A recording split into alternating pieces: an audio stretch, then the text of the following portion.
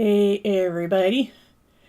Yeah, you probably got a notification because I've learned to put up the splash screen and start the live stream with that just sitting there for a minute or two, and then I actually go live. And of course, I hit the buttons in the wrong order again, so that it just didn't do what I wanted, but it's okay. Another thing is that Streamlabs OBS did something different on me today. As soon as I pushed to go live, it popped up a screen and had me fill in things and say, do you want to just stream to YouTube? And I'm like, well, I don't have time to fix it now. So if it's not going to anywhere else, I don't know what happened. I guess there was an update and it changed things on me. So you may see some little tests throughout the week because I don't know what just happened. But it gives people time to get here anyway, and you'll notice that I don't know if I can get out of the way here, but I'll go that way. I have a green screen so that you don't see that nasty background in here. I just happened to mention out loud that I thought I should get one, and my younger son ordered one, unbeknownst to me, so hats off to him for getting me a green screen. So once in a while something goes right, and so far I'm not sure which chat to look at because it's doing weird things to me today.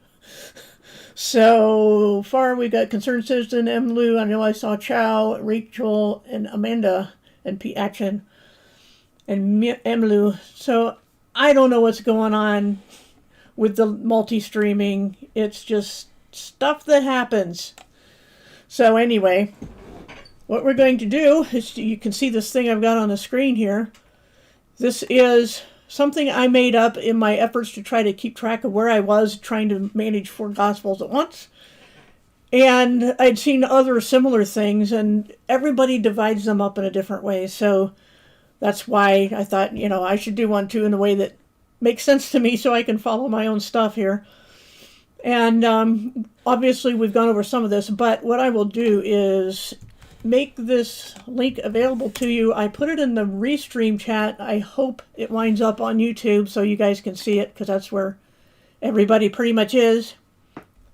But yeah, I do not know what happened with Streamlabs today.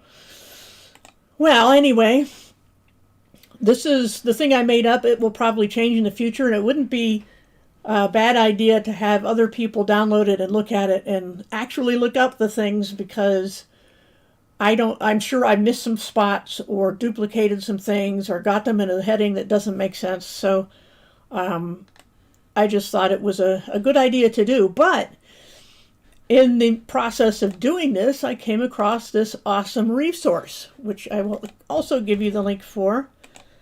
This is what you see here, hopefully on the screen, a composite gospel. And what it does is it says that normally you have something side by side like this. Okay? A Divergent Droid. Like I said, if you just got here, I don't know what happened with Streamlabs OBS today, but it's doing weird things to me, so hopefully this will go out to all the channels. I don't know if it's just going to YouTube or what. But anyway, you can see this is the normal way to do parallel gospels, to have them in columns, but it's really hard to do and hard to follow. So what this composite does is something more like this, where they color code. They've got Matthew in red, Mark in whatever dark brownish sort of something, Luke in green, and John in blue. And occasionally they'll include something from Acts or even 1 Corinthians that gives more information about the life of Jesus that isn't in the Gospels. So I thought it was a really awesome idea. And they explain why they use the World English Bible and the color codes. Acts is orange, 1 Corinthians light blue. So, and there's a bunch of different resources on this website. But what we're going to do is start with what I have it on my notes marked out as the composite section. So we've got number 11 here. So this is composite 1, section 11. There was a PDF on the main page as well, and I downloaded it. It seems to be complete. I don't know. It has update dates on the main page, but I encourage you to download the PDF there. Anyway, we're going to start today with section 11 here. And I am thinking someday when I get any time, I will try to do something like this with my New Testament. So something to do if I get bored someday, right? But I wanted to do, actually, I want to start with, not this yet. I want to go to, let's go back here, and we're going to start with Matthew 10, because I wanted to do it in order as the title, I hope, is showing there, Missionaries, Women, and Miracles. So we're going to start with Missionaries, which is basically Matthew 10. So let's go over there. And this is about calling the 12. Yes, it's in various Gospels, but this is the most complete one, I think. So we're going to look at this whole chapter about how Jesus sends out apostles, which a missionary basically is, but the difference is that when they were sent directly by Jesus, they were an apostle. If they're not sent directly by him, then we don't typically call them apostles. That's post-New Testament, and we call them missionaries. So that's why I use the term missionaries. It's the same deal, it's just who sent directly. Okay, so it says here, starting in Matthew 10, verse 1, he called together 12 of his disciples, and he gave them authority to throw out unclean spirits and heal all diseases and illnesses. He designated them ambassadors. Apostles is the traditional word, but ambassador is what an apostle is. As follows: Simon, called Peter, also Cephas in the Aramaic name, usually written in Cephas. That's just how you pronounce it in Aramaic. It's how we pronounce the letter C is different. And his brother Andrew, James, son of Zebedee, brother John, Philip, Bartholomew, etc., etc. You can read all the names there. Jesus commissioned these 12 and gave them this mission. Don't go out to the non-Judeans or the Samaritans, but only to the lost sheep of Israel. So who are the lost sheep of Israel? Not Gentiles, not Samaritans. This is only a big deal because there are so many people wanting to claim to be true Israel. And they say, among other things, that the lost sheep are Israelites scattered around the world. But this verse destroys that theory. It's Matthew 10:5. Don't go out to the non-Judeans, aka Gentiles, or the Samaritans, but only to the lost sheep of Israel. So he was calling them lost sheep. The stream hasn't started? Oh, man.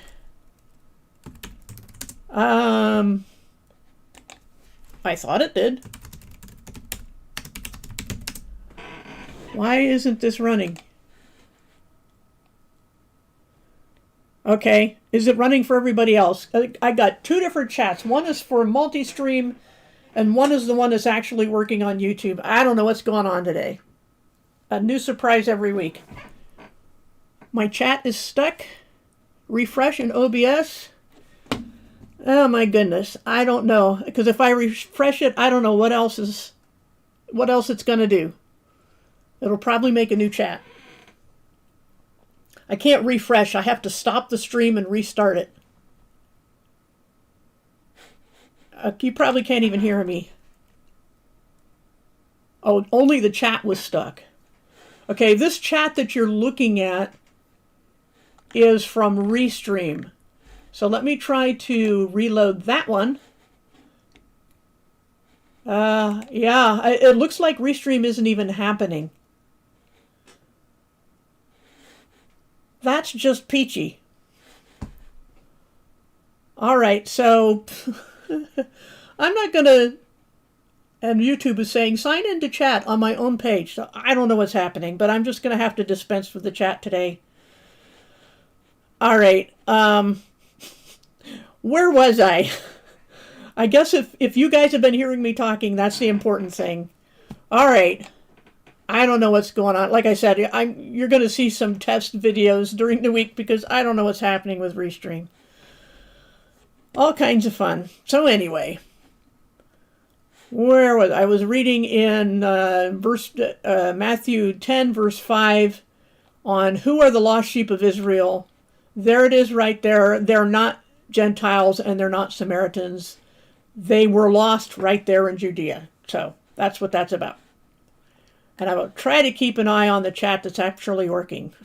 So sorry if this is streaming to Twitch and DLive. I don't know what happened.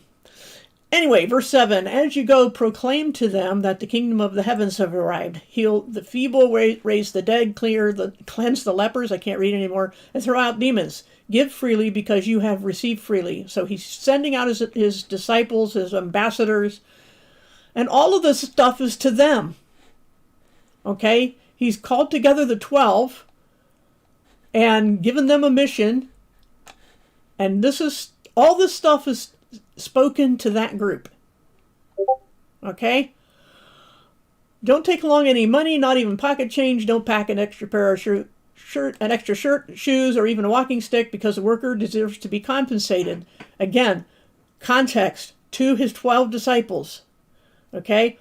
When you enter a city, find out who the decent people are and stay with them until you move on. And when you enter the house, be cordial to the people there. If it's a worthy house, bless it with peace. If not, take your blessing back. Ooh, that's something you don't hear very often. Now, if the people there won't accept you or listen to what you have to say, go out of that house or city and shake the dust from your feet. It was a sign of disrespect, because even the dust from their ground wasn't good enough to take with you. That's why they did that. So Jesus is saying basically to insult them. No, these are not instructions for Christians. Okay, just to make that clear. And sorry again about it. You guys can fill in latecomers on what's going on with the chat. I can assure you, Jesus said that on the day of judgment it will be more tolerable for the lands of Sodom and Gomorrah than for that city. Which city? The ones that they walked away from. And I'll try to put my phone someplace where it won't be so noisy. All right. Take note of this. I'm sending you out as sheep among wolves. So be as shrewd as serpents, yet as pure as doves. Beware of people. They will hand you over to stand before tribunals. They will flog you in synagogues. On my account, you'll be taken to stand before governors and kings as a testimony to them and to the non-Judeans. That's the word, what it means in the Greek throughout. It says nations usually, ethne. Sometimes it will say Greek or barbarian when it's clear in the context. It means just the non-Jews. Anyway, that's why I translate it that way. But don't worry about what to say, because it will be given to you just when you need it. So it won't be you talking, but the Spirit of your Father speaking through you. So siblings will hand over, again, this is to the disciples he's sending out. Siblings will hand each other over to death. Likewise, parents will betray children, and children will have their parents executed. We're probably heading into that time right now. You will be despised by everybody on account of my name, but whoever endures to the end will be rescued. And if they pursue you in one city, run away to the next. I can assure you that we'll not finish with all the cities in Israel before the human arrives. So there's a little bit of prophetic stretching going on in here too. Yes, he is talking directly to his disciples at the moment, going into the lost sheep of Israel cities, that is to say, staying in Judea, those lost sheep of Israel. And yet there is prophetic stuff going on here as well, because the human, the Son of Man, had already arrived. He was standing there talking to them, but there was another arrival to come, so that's how we know it's prophetic. Then he says, the student is not over the teacher, nor the slave over the master, though the student may become like the teacher, and the slave may become like the master. So if the homeowner is being called Beelzebul, or the devil, what will they call the others in the house? This is why we get called wolves in sheep's clothing and all sorts of things by people who are just hateful. Even other Christians will say that to you. Don't be afraid of them, because nothing is veiled that won't be revealed, and nothing is concealed that won't be made known. What I tell you in the dark, you must tell in the light. What I whisper in your ear, you must proclaim from the housetops. And don't fear those who can kill the body, but not the soul. Instead, fear the one who can destroy both body and soul in Gehenna. What is Gehenna? Gehenna was a trash dump outside of Jerusalem, I think, where it just continually burned all the time. People just kept adding fuel to the fire, so to speak, and it was put there in that location because it used to be the place where the people of worshippers of Molech would sacrifice their own children in the fire. So it's a slam on Moloch, and it's just a picture of that Jesus is using here for the fires of hell. So just to identify what Gehenna is. And then he says, aren't 2 sparrows sold for pocket change? Yet none of them can fall to the ground without your Father knowing it.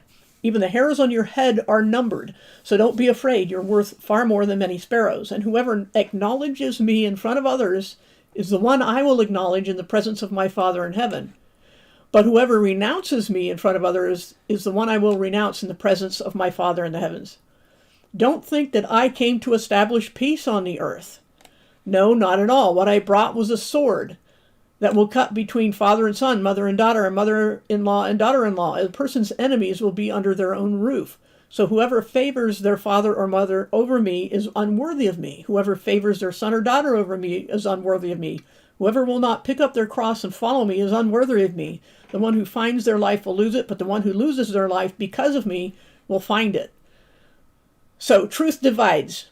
That's why he said this, because when you speak truth and you put God as your highest priority, there will be division.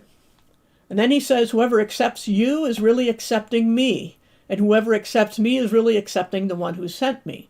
Whoever accepts a prophet just for being a prophet will receive the same reward as a prophet. Likewise, whoever accepts a righteous person just for being righteous will get the same reward as the righteous. And if you give one of my followers a cup of cold water to drink just for being my disciple, I can assure you that you will not lose your reward. Of course, the inverse is true as well. Those who don't do those things need to stop and think about it, especially those who claim to be Christians. Now, before I go on, that's the sending out of missionaries part. I don't really have much to add to that. Is there any question, at least in the YouTube chat? Obviously, I'm pretty sure there's nothing going out to the other channels, DLive or Twitch. And that's okay, because I don't have hardly any viewers there anyway, but technical difficulties. So, speaking to you in YouTube, if you need any other explanation, let me know now, or we'll go on. Sorry I missed Dom. He I guess had to go. All right. Anything in the chat, the YouTube chat, on sending out of missionaries by Jesus directly, which is why they were called apostles. All right. Now we'll go to the next section. This is on women, Jesus and women in the New Testament. Of course, it's Jesus and women. It's going to be in the Gospels. Okay, hey Nathan, good to see ya. So we're going to this composite gospel, which I mentioned earlier. If you didn't get here, then others in the chat will explain. This is section 11 of this composite, and we're going to go to verses 36 to 38 here. Evidently, this is, as you can see, it's all green text, and he tells you which passages these are. And this is Luke 2:21 to 39. So we're going to start down here at verses 36 to 38 on the topic of women. There was one Anna, a prophetess, the daughter of Phanuel of the tribe of Asher. She was of great age, having lived with a husband 7 years from her virginity, and she had been a widow for about 84 years. And you can take that several different ways, whether she was 84 years of age or had been a widow 84 years, they're not sure. Who didn't depart from the temple, worshiping with fastings and petitions night and day. Coming up at that very hour, she gave thanks to the Lord and spoke of him to all those who were looking for redemption in Israel. That's at the presentation of Jesus in the temple. So she's called a prophet. She stayed there all the time in the temple doing temple service and spoke a prophecy over Jesus when he was born, or when he was presented at the temple. Now we're going to go down to section 29. Whoops, that thing scrolled fast on me. This is all from John 4. And it's about the Samaritan woman. And we've read this before. I think we went through it all. I don't know if I just mentioned it in passing. So there might be some overlap with weeks before. But we'll look at this anyway. We're going to look at this whole section. So Jesus needed to pass through Samaria, so he came to a city there called Sychar, near the parcel of ground that Jacob gave to his son Joseph. Jacob's well was there. Jesus was tired from his journey, sat down by the well about the 6th hour. What is the 6th hour? As we know from studies, the hours were mentioned in 3-hour blocks, counting from sunrise or sunset, which was about 6 a.m. or 6 p.m. So that was the 3rd hour, I think, was starting at night. It was the hour that started that block. So the 6th hour would be starting at around 9 a.m. So it's in the morning. And this will become a bigger issue when we look at the final week of Jesus. So just put that in your back pocket. A woman of Samaria came to draw water. unusual time of day for women to draw water. She was coming there because no other women were coming. Okay? Jesus said to her, "Give me a drink." For his disciples had gone away in the city to buy food. The Samaritan woman therefore said to him, "How is it that you, being a Jew, ask for a drink from me, a Samaritan woman? For Jews have no dealings with Samaritans." So she's ostracized on several different levels. She's not wanting to be seen by the other women who would give her a bad time. And she was very surprised that any Jew would talk to her, especially a man, in public, because in the culture, men didn't even speak to their own female relatives in public. Here he was speaking to a non-relative female Samaritan in public. This is what Jesus did. This is how he rolled. This is why I'm pointing this out.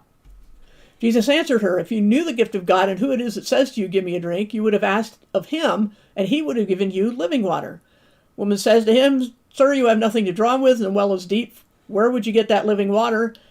Are you greater than our father Jacob, who gave us the well and drank of it himself, as did his children and livestock?" And Jesus answered, "Everyone who drinks of this water will thirst again, but whoever drinks the water that I will give him will never thirst again. The water that I give him will become a well of water springing up to eternal life." How can Jesus offer eternal life if he isn't God? A topic for another day, and I believe that debate on that topic is being arranged.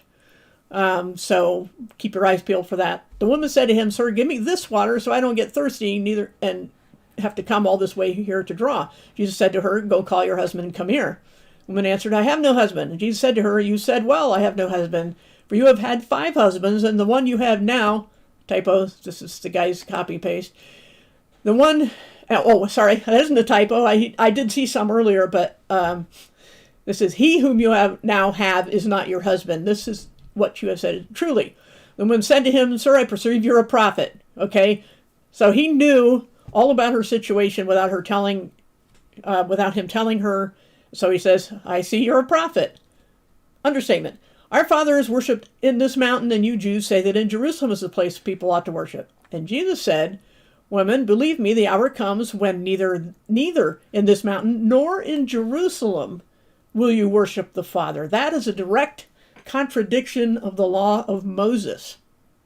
And anyone who claims today to be a Jew and doesn't go to Jerusalem once a year to worship at the temple that isn't there is not practicing the law of Moses, and there's no way to wiggle out of it. But anyway, that Jesus is saying this even while he was there then in the first century, saying the time is coming when nobody will even worship in Jerusalem. So it's very significant. He says, "You worship that which you don't know. We, the Jews, worship that which we do know, for salvation is from the Jews, not in the Jews. But the hour comes and now is when true worshipers will worship the Father in spirit and truth, for the Father seeks such to be his worshipers. God is spirit, and those who worship him must worship in spirit and truth." What's he saying here? Not in the temple in Jerusalem, not on this mountain, but spirit and truth. So it's not a physical place you go to worship God. That's what he's saying. He's giving her the blueprint of the quote-unquote church to come. It's pretty significant. And he's telling it to a Samaritan woman. The woman said to him, "I know that Messiah comes, he who is called Christ." Got to stop there too, because this is how we know that Messiah and Christ is the same person. Christ and Messiah both mean the anointed one. I think I've pointed that out before. But here she is talking to Jesus, saying she's looking for the Messiah, also called the Christ, because Christ is Greek and Messiah is Hebrew, same person. "When he has come, he will declare to us all things." And Jesus said to her, "I am he, the one who speaks to you." So he has just declared himself Messiah. At this, his disciples came. They marveled that he was speaking with a woman, yet no one said, "What are you looking for?" or "Why do you speak with her?" They kept their mouths shut wisely. So the woman left her water pot and went away into the city and said to the people, "Come see a man who told me everything I ever did. Can this be the Christ?" First evangelist is a woman, a Samaritan, non-Jew, non-lost sheep of Israel, Gentile woman. First evangelist saying, "This is the Christ." They went out of the city and were coming to him. In the meanwhile, the disciples urged him to eat, but he said to them, I have food you don't know about. Disciples said to each other, has anyone brought him something? And Jesus said, my food is to do the will, so he's speaking metaphorically, obviously in the context, to do the will of him who sent me and to accomplish his work. Don't you say there's yet 4 months to the harvest? Behold, I tell you, lift up your eyes and look at the fields, they're white with harvest already. He who reaps receives wages, gathers fruit to eternal life, that both he who sows and he who reaps may rejoice together. So evangelists are like sowers. Soul winners, as the phrase goes, are the reapers. For in this the saying is true, one sows and another reaps. I sent you to reap that for which you haven't labored. Others have labored, and you have entered into their labor. From that city, many of the Samaritans believed in him because of the word of the woman, who testified, he told me everything I ever did. So when the Samaritans came to him, they begged him to stay with them. He stayed for 2 days. Many more believed because of his word. They said to the woman, now we believe not because of your speaking only, of course, because they did believe for that reason before, but also we have heard ourselves and know that this is indeed the Christ, the Savior of the world. These Samaritans, who were considered half-breeds by the Jews, which is why they were despised, readily accepted Jesus as Messiah, and in contrast to the lost sheep of Israel. Any questions or comments before we move on to more incidences in how Jesus dealt with women? Okay, because we're going to move on here, and I will do these in numerical order. But that's the topic of the moment. And topically by section is the way to go through this. I found this composite gospel immensely helpful in making this happen. So, okay, I don't see much of anything going on in the chat. If I've missed it, I'm sorry, but I'm, again, just watching YouTube. Nothing's happening at Restream. I will have to look into that. All right, so let's go on to section 57. And we will come back and get more of these things later on different topics. So, 157. Oh, that's 47. No wonder I'm like, what the heck? That's not the right thing. I looked for the 7 and not the 50. The son raised to life.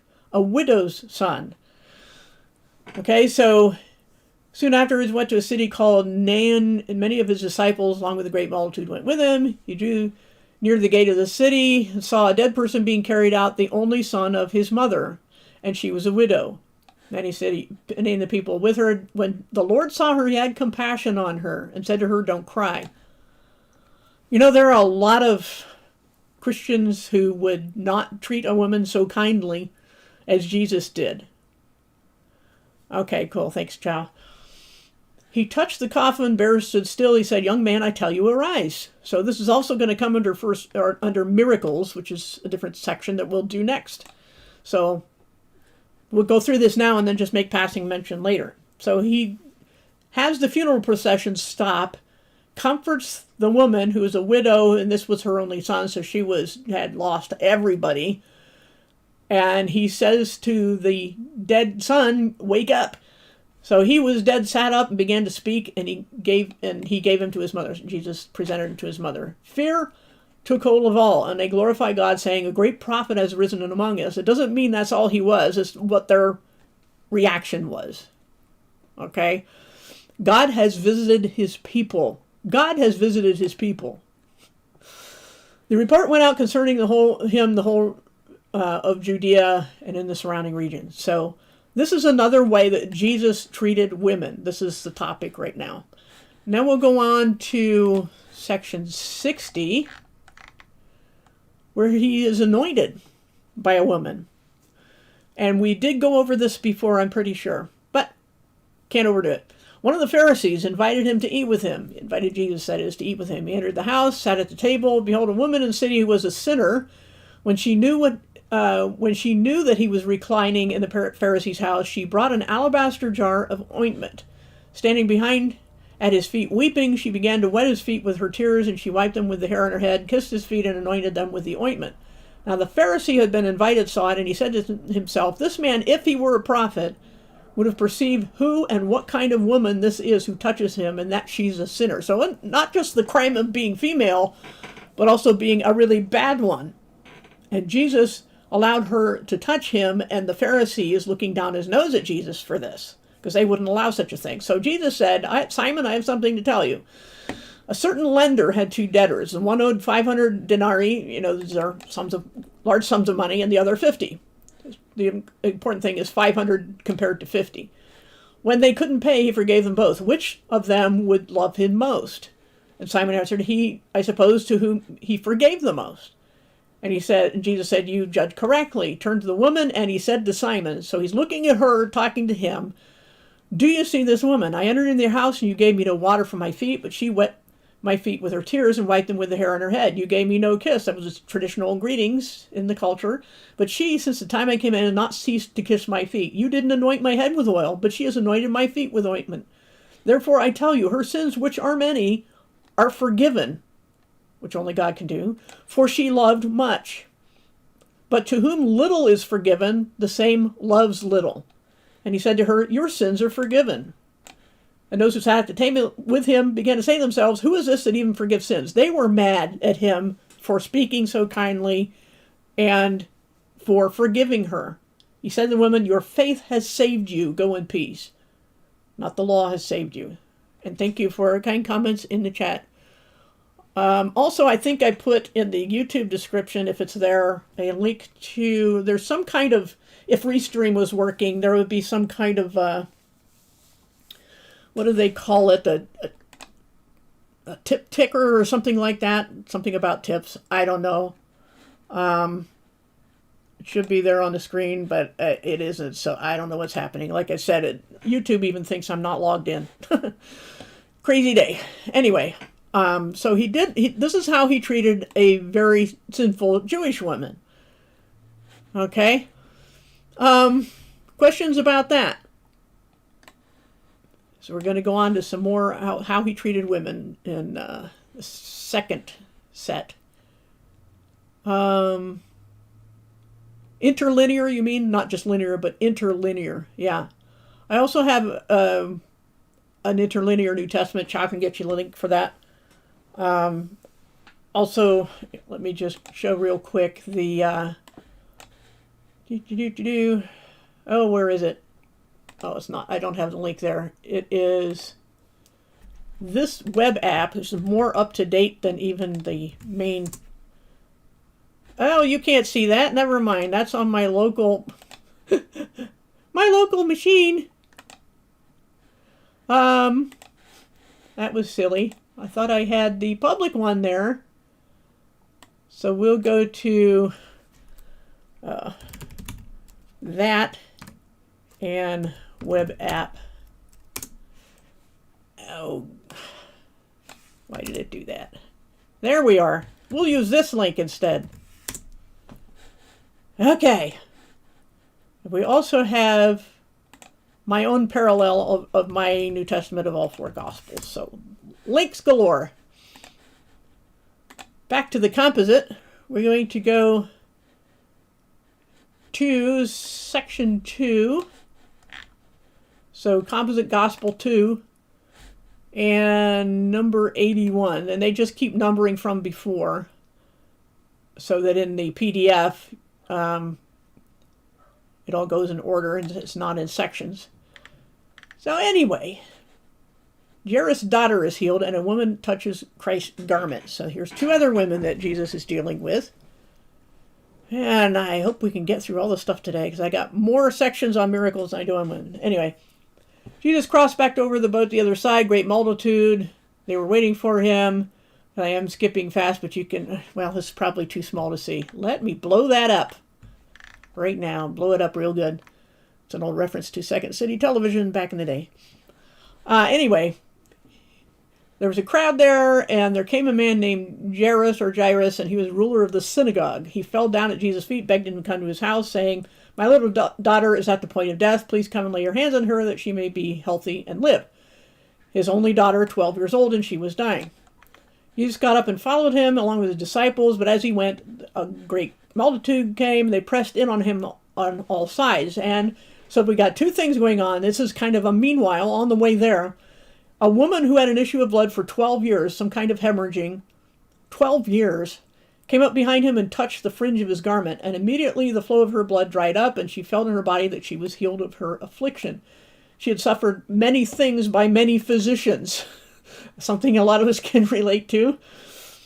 Pandemic notwithstanding, suffering many things by many physicians, and it was going on then.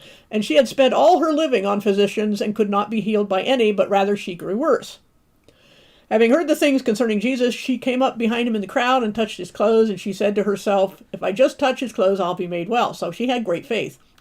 Immediately Jesus, perceiving in himself that the power had gone out from him, turned to the crowd and asked, who touched my clothes?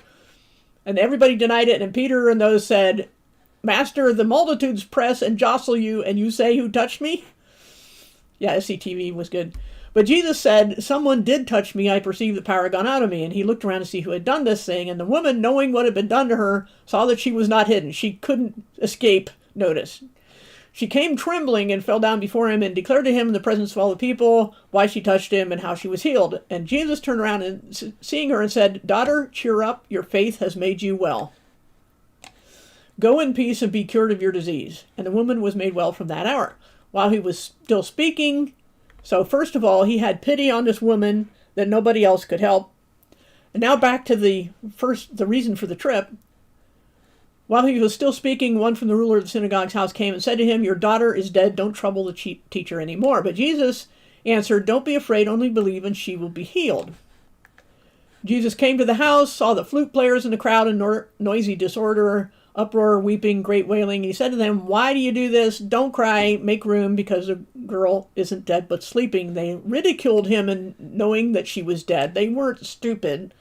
They knew death when they saw it, probably more than people today. But he put the crowd outside after, even though they ridiculed him, he shoved them all out of the house. He went inside, didn't let anybody else in but Peter, John, and James, the father of the child, and the mother. Took the child by the hand and said to her, Talitha Kumi, which means, this is Aramaic, okay, which is interpreted. So Luke is, I think, whichever the passage, the Bible is translating for the Greek reader. This is the way we know it was written in Greek. And it means, little girl, I tell you to get up. Immediately her spirit returned. And the girl rose up and walked, for she was 12 years old. They were amazed in great amazement. Kind of a redundant to me, but hey. He ordered them that no one should know this and commanded that something should be given to her to eat. Her parents were amazed because they were there to see it, but he commanded them to tell no one what had been done. How do you do that? That's a tall order. News got out anyway. But that's how he treats even little girls. You could not get this treatment from anybody else. Even today, a lot of times. Now, we're going to see a woman who wins an argument with Jesus. Going to go to section 92. And I wish they had, links that you could just click on. But I don't see questions in the chat, so we will go on. Try to get as much in as we can. Jesus went out from there, went to Tyre and Sidon, entered a house, didn't want anybody to know it, but he couldn't escape notice. A Canaanite woman, or Phoenician, I think some of the later research, came out from those borders and cried, saying, have mercy on me, Lord, you son of David. My daughter is severely demonized. She has a devil. Now the woman was Greek, a Syrophoenician by race. Okay, that's where I remember seeing that. Her little daughter had an unclean spirit. So having heard of him, she came and fell at his feet, and she begged him that he would cast the demon out of her daughter. So she is not a Jew. Okay? But he answered her not a word. Now, this seems mean at first, but bear with me. His disciples came and begged him, saying, send her away, for she cries after us. They didn't care about the fact that her daughter was demon-possessed. They did not care. But he answered to her, I wasn't sent to anyone but the lost sheep of the house of Israel. Here again, he says, the lost sheep of Israel are Israelites in Judea in the first century. Because she was not considered a lost sheep of Israel. She was Syrophoenician. But she came and worshipped him, saying, Lord, help me. So he wasn't there. His mission was very focused to Israel, and he wasn't supposed to deal with anyone else, but she was persistent. And he uses this analogy, this is why people think this is mean. Let the children be filled first, for it is not appropriate to take the children's bread and throw it to the dogs. But she said, yes, Lord, but even the dogs eat the children's crumbs, which fall from their master's table. And Jesus answered her, Woman, great is your faith. For this saying, go your way. Be it done to you even as you desire. The demon has gone out of your daughter. And her daughter was healed from that hour. So he's commending her for making a good argument.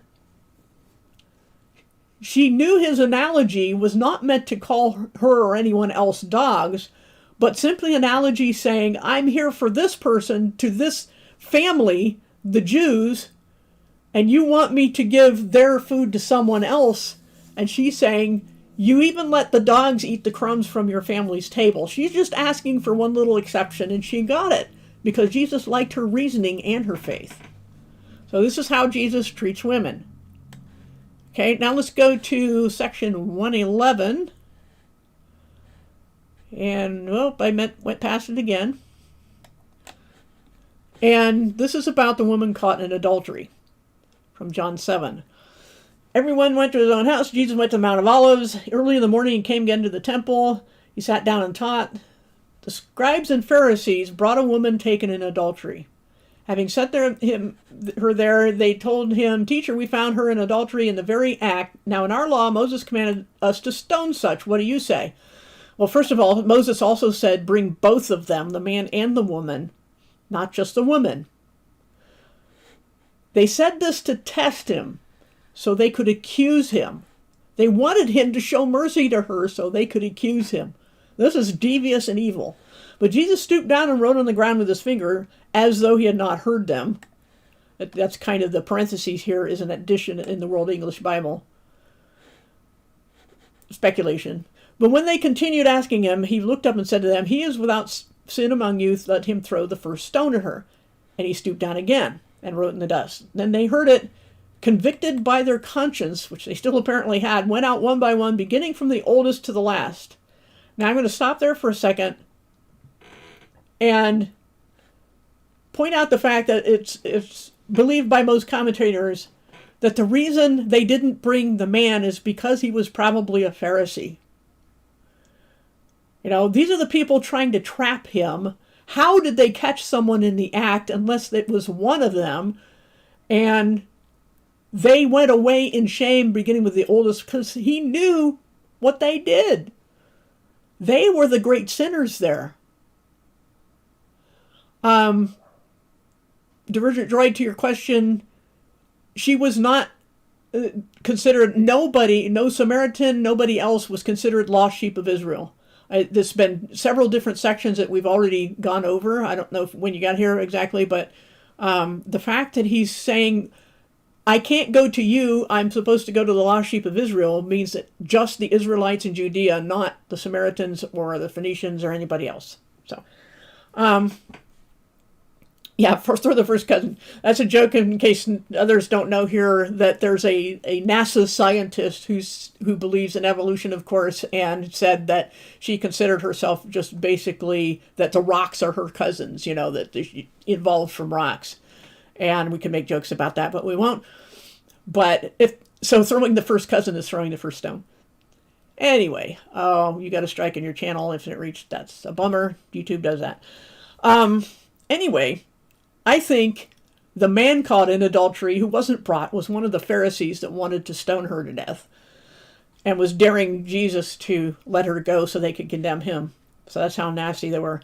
Jesus was left alone with the woman where she was in the middle, and Jesus stood up and saw no one else there. Says, where are your accusers? Didn't anyone condemn you? She said, no one, Lord, or Sir, would actually be a more appropriate translation there, because she's just respectful there.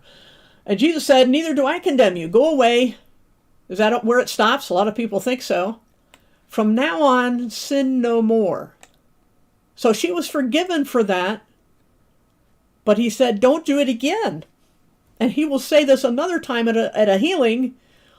where he tells a disabled person by the pool of Siloam that, that couldn't walk, and he healed him and said, don't sin anymore or something worse may happen to you. So anyway, any questions on how Jesus is treating this woman taken in adultery? It's pretty straightforward, I think. Man, I don't think we're going to get to the miracles today, but that's okay. I'll have something to do next week. So I'll have to change the titles later. Anyway, we're going to go on to number 128. And that will be, let's see, 118. I read my own note wrong. It's 118, not 128, so now we got to go back. Mary and Martha. It happened as they went on their way, he entered a certain village. A certain woman named Martha received him into her house. Why would anyone in the first century speak of a woman's house if the man is head of the house? The Bible refers to it as her house. She had a sister called Mary who also sat at Jesus' feet. Okay, let me just read this real quick and then go ahead and type out your question while I'm doing that. So Mary sat at Jesus' feet and heard his word. She's sitting there like a rabbinical student. It was scandalous. But Martha was distracted with much serving, and she came to him and said, Lord, don't you care, or Sir, don't you care that my sister left me to serve alone? Ask her to help me. Jesus answered her, Martha, Martha, you're anxious and troubled about many things, but one thing is needed. Mary has chosen the good part, which will not be taken from her. Okay, so he is breaking all sorts of social norms and treating her like a rabbinical student. And these students only were under a rabbi if they were expected to rise to rabbis one day their own. So this, as I said, it was scandalous. And I think, speculation that Martha had a lot more on her mind than just needing help in the kitchen. I mean, and especially Mary sitting there alone. She was alone, one-on-one, learning from Jesus. Let's see, the question, I haven't seen, okay. Infinite Reach is going to have a question. All right. Well, while you're getting your question typed, okay, the account of the adulteress is not in most manuscripts. Yeah, there are some passages that are questioned. And someday maybe we'll go over that. We can't do over that right now. I'm just taking them as they are in this composite gospel. But when I do mine someday, I will make a note of the questionable ones. But it isn't out of character. So no harm, no foul, but we can see in the ones that aren't in dispute that this is how Jesus was with women, even in that culture. So that we still deals with Mary and Martha. Now let's go to the crippled woman who he heals on number 124. And he does it on the Sabbath. Ooh. Yes, it was a social revolution. Unfortunately, Jesus' followers in the ensuing centuries have not seen it as such. They wanted to undo his work. Yeah, I've seen that movie too there, Chow. Good point. About, because people watching this later won't know what I'm talking about because I'm talking to the chat, but there was a Cecil B. DeMille film, King of Kings, where Jesus writes down their sins in the dust. So just, something the way they looked at it. Christianity is, well, not as its practice is not biblical, but the word itself, Christian, is in the Bible, just to make that little point. But it's a handy label for this faith, so a label of convenience. But yeah, they've given it a bad name. Anyway, Luke 13 has Jesus healing a crippled woman on the Sabbath. There was a woman who had a spirit of infirmity for 18 years. She was bent over and could not straighten up. And Jesus saw her. He called her and said to her, Woman, you are freed from your infirmity. He laid his hands on her, and immediately she stood up straight and glorified God. All well and good, right? But no, the ruler of the synagogue, being indignant because Jesus had healed on the Sabbath, said to the multitude, There are 6 days you can work. Come on those days to be healed, not on the Sabbath. Nice attitude. Therefore the Lord answered him, You hypocrites! Doesn't each of you free his ox or his donkey from the stall on the Sabbath and lead him away to water? Ought not this woman, being a daughter of Abraham, whom Satan had bound 18 long years, be freed from this bondage on the Sabbath day. Daughter of Abraham is a phrase never seen, in my understanding, in the Old Testament. There were people called sons of Abraham, and this is the first time we see the phrase daughter of Abraham. She is put on an equal footing with the sons of Abraham. And he also says Satan had bound her. They couldn't care less. They had their rules. And as he said these things, all of his adversaries were disappointed. I think that's an understatement in this translation. And on the multitude rejoiced for all the glorious things that were done by him. So the people loved him, but the religious elites didn't like him rocking their boat. He said, what is the kingdom of God like? And then, it goes on. I don't know why for sure that's, I think that's just, it's not on the topic I'm on, so never mind. I'm just having brain malfunctions.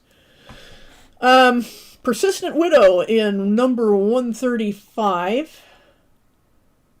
This is so much handier than having to look through 4 columns.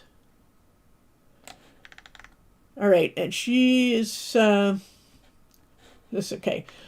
Persistent widow, a parable that's called. And he says there was a judge in a certain city who didn't fear God, didn't respect man.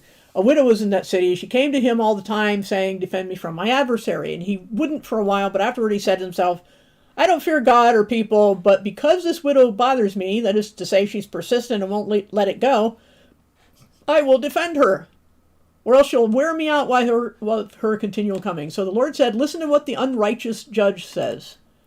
Won't God avenge his chosen ones who are crying out to him day and night, yet he exercises patience with them? I tell you that he will avenge them quickly. Nevertheless, when the Son of Man comes, will he even find faith on the earth?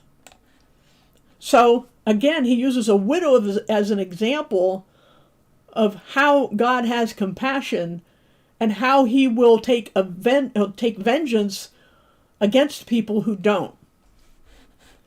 Then we have the generous widow. And let me see if I can just do a find on 156. That might be... oh, come on. Oh, that's because it's in section 3.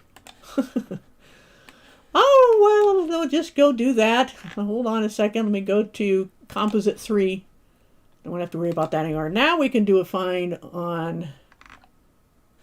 Oh, it's just right down here. So, well, no, we'll try it anyway. There we are. We'll go to the next one because that's a section title. The generous widow, poor widow's gift. Jesus sat down opposite the treasury and he looked up and saw rich people were putting in their gifts. A poor widow came and she put 2 small brass coins, which equal a quadrans coin, so 2 pennies basically. He called to his disciples to himself and said, truly I tell you, this poor widow put in more than all those who are giving to the treasury, more than all those rich people, for they gave out of their abundance, but she out of her poverty put in all she had to live on. Now this is not to say that every Christian is supposed to put all their money into some church coffer. For one thing, the church is not a temple. For another thing, it's not a storehouse. For a third thing, the preachers are not the priests. None of that stuff was ported over into the body of Christ. And so this is not a tithing sermon. It's not a guilt trip sermon. It's just an observation that her sacrifice was much greater than theirs, and he's elevating this woman who did that. That's really the only point there. Now we have another anointing on, let's see, section 173. Another anointing is, there largely believe there are 2 separate incidences. And it said when Jesus was in Bethany in the house of Simon the leper, not Simon the Pharisee, they made him a supper there. Martha served. Remember Mary and Martha, but Lazarus was one of those who sat at the table with him. Mary came having an alabaster jar of a pound of very expensive spikenard ointment. Spikenard was, very pricey, as they said, very precious. She broke the jar, poured it on his head as he sat at the table. She also anointed the feet of Jesus. So she didn't just anoint the feet. She also put oil on his head and cry on his feet. She anointed both head and feet. And also wiped with her hair. But evidently that was common. The house was filled with the fragrance. Then Judas Iscariot, Simon's son, one of the disciples who would betray him, saw this and was indignant, saying, why this waste?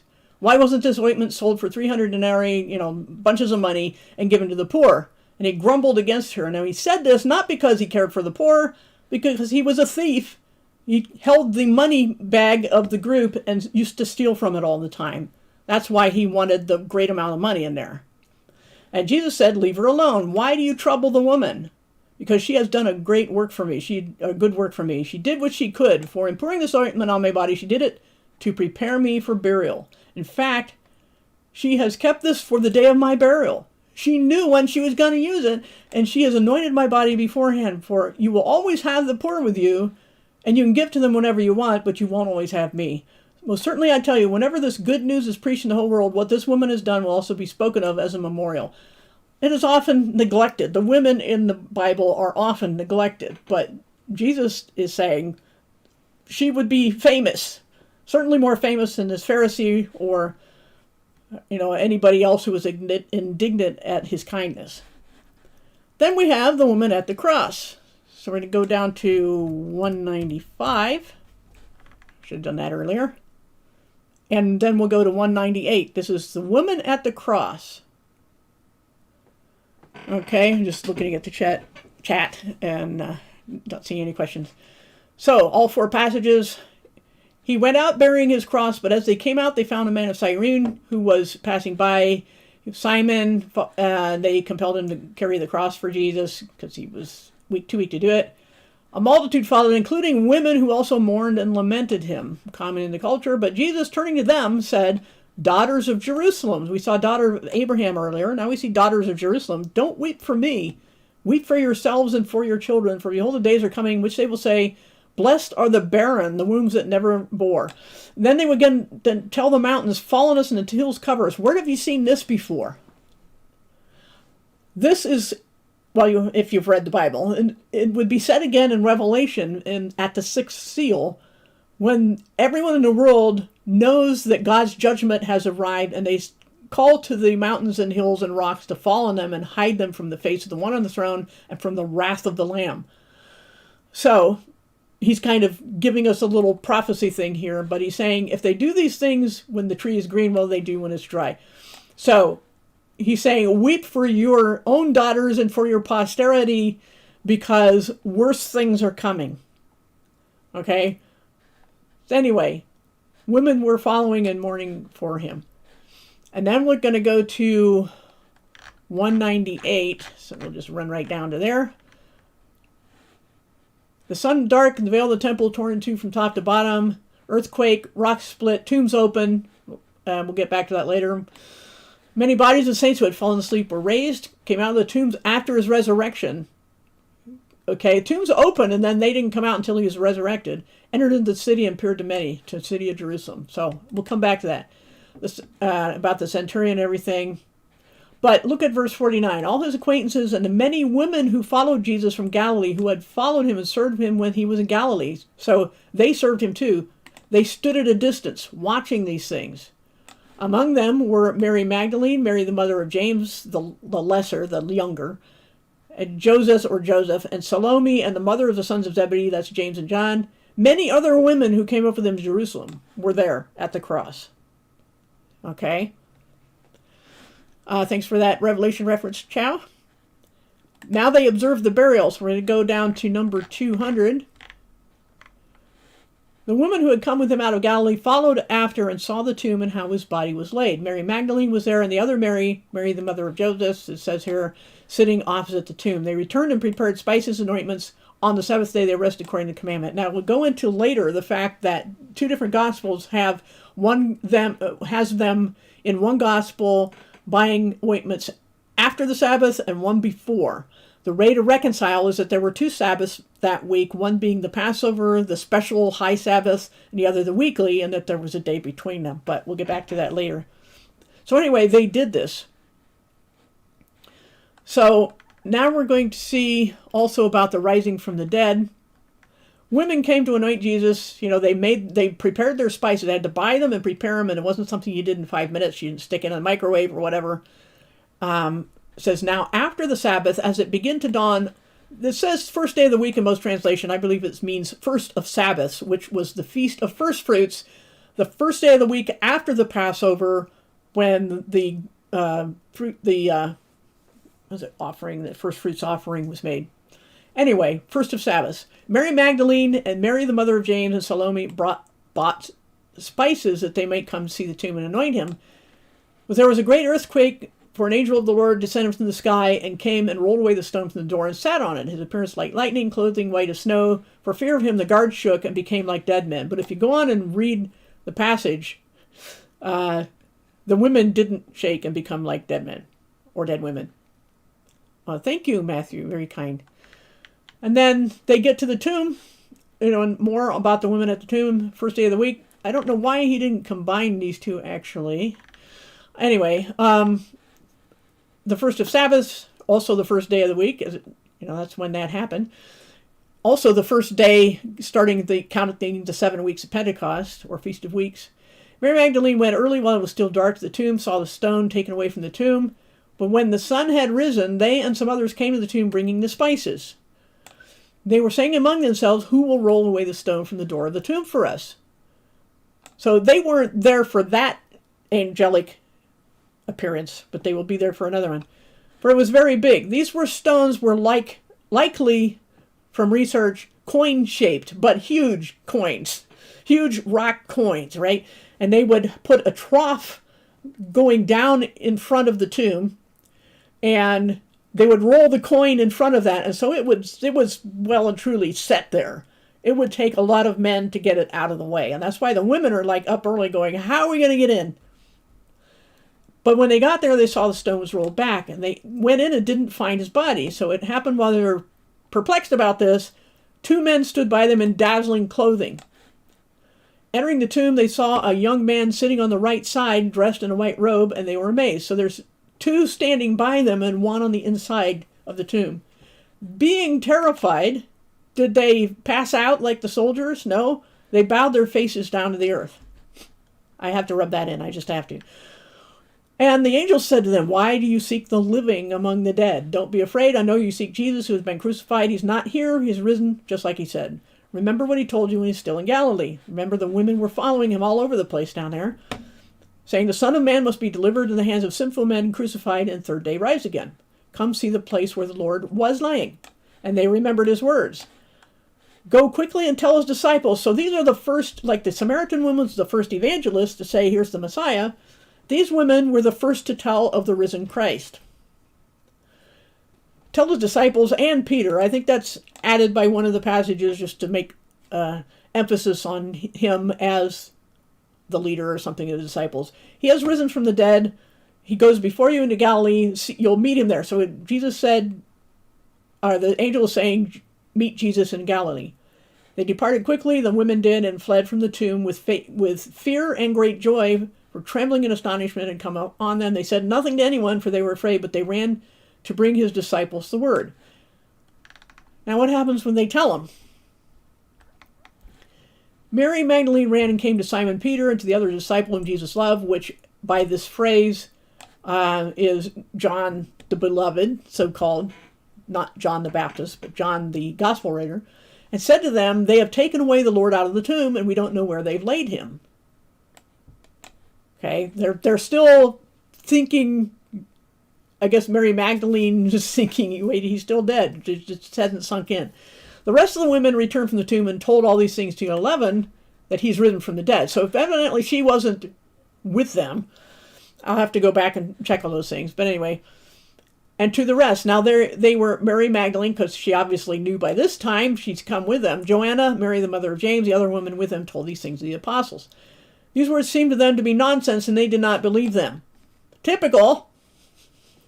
Later, Jesus is going to rebuke them for that. So Peter and the other disciple, John, went and saw the tomb and all that. But anyway, we're on the topic of women, and we have 2 more sections to look at. And we've gone over our hour anyway, so we will not get to the miracles today. So, this is number 204 here. Now when he had risen early on the first day of the week, he appeared first to Mary Magdalene. So, we'll have to put all that together. And remember, these are 4 different accounts, so someday we'll do that. From whom he had cast out 7 demons. But Mary was standing outside the tomb weeping, so as she wept, she stooped and looked in the tomb, and she saw 2 angels. in white, sitting, one at the head, one at the feet, where the body of Jesus had lain. So again, we got 2 angels on the inside, and they said, "Women, why are you weeping?" She said, "They've taken away my Lord, and I don't know where they laid him." So there's some things, a little bit order differences here, but these are not contradictions. These are 4 different accounts of the fact that Jesus rose from the dead and he appeared to women, and order wasn't as important to ancient Near East historians, and these people weren't even necessarily writing what they thought as a formal history anyway. Luke was, but not Matthew, Mark, or John. Anyway, when she said this, she turned around and saw Jesus standing there and didn't know it was him. Jesus said to her, "Woman, why are you weeping? Who are you looking for?" And she thought he was the gardener and said to him, "Sir, if you've carried him away, tell me where you laid him and I'll take him away." And Jesus said, "Mary." She turned and said to him, "Rabboni," which is to say teacher. So she finally gets it. Jesus said to her, "Don't hold on to me." It isn't like, "Don't touch me, you're an evil woman." He was saying, "Let me go. I have to go do things," because evidently she was probably hugging him. "I haven't ascended yet to my Father, but go to my brothers and tell them I'm ascending to my Father and your Father, and my God, your God." Mary Magdalene came and told the disciples, those who had been with him, as they mourned and wept, that she had seen the Lord, and then he said these things to her. When they heard that he was alive and been seen by her, they disbelieved. So we have all these things in common. And then the final section, as they went to tell his disciples, Jesus met them, saying, "Rejoice." They came and took hold of his feet and worshipped him. Then Jesus said to them, "Don't be afraid. Tell my brothers they should go to Galilee and meet me there." So we have a lot, 99% of it's in the same order. So we'll deal with the other things another time. But this is women being involved heavily in accounts of Jesus' death, burial, and resurrection, which again would not be made up by anybody inventing a fiction in the 1st century in the Middle East or anywhere else on earth, probably, for that matter. The way women are portrayed in the New Testament, especially the way Jesus dealt with them, was revolutionary. So we can't forget these things. We need to emphasize them because hardly anybody wants to talk about them in any churches or, outside of churches. They just don't pay attention to the women in the Bible. So hopefully by going over this as a group in a section, we can see one of the reasons, the many reasons why the Bible isn't invented fiction, because who would make that up? Nobody would. Okay? And that women were treated as equals, treated kindly, shown compassion, taken as credible witnesses by Jesus, if not till later his disciples, and just, raised up to where they should have been and where they were before the fall of man. So I'm not going to try to get to the miracles today. It's, like I said, a longer section. Now, a few of the things in the miracles study will be things that we went over because they involved women, but we'll do that next time. And Mondays at 8 Eastern will still be the one that I do on Discord, which I'm taking from a different starting point. So that's what's going on. Like I said, during this week, you're going to probably see some test videos come up because I don't know what happened to my restreaming stuff. Sometimes I don't know why I bother, but anyway. I don't see, let's see, Mary, mother of Jesus, never had a chance to use the frankincense and myrrh she received from wise men. Well, we don't know that for sure, but it's not something she would have used lightly, that's for sure. So yeah. Anyway, any other thoughts or questions on the 4 gospel account of women in the New Testament, or in the Gospels, I should say, just the Gospels, the composite. Again, I someday maybe I'll do one of my own, but I at least want to get past the Gospel section before I try to do one of my own, because I'm going to get so mixed up if I try that. Anything else going on in the chat? I can't think of anything else to say, and I don't see any other questions or comments. So, yeah, thank everyone for coming. And for another kind comment from Rachel, I probably missed some. I'm sorry. Also, ciao. And everybody else, I just didn't, had a lot on my mind. So if I missed you, I'm sorry. But Thanks again for coming. We usually run around 20, hey Crystal, and I'm certain there are more than that who would probably be interested in studies like this. So spread the word. Hopefully, let me just check quick. I don't know if my description got under this video or not. I'm going to have to do a lot of fixing after this is done and see what happened. So thanks again, and I'll see if I can manage to stop this properly. I'm going to put up the outro in the splash screen, or no, not splash screen, just the outro. And we will see you next week.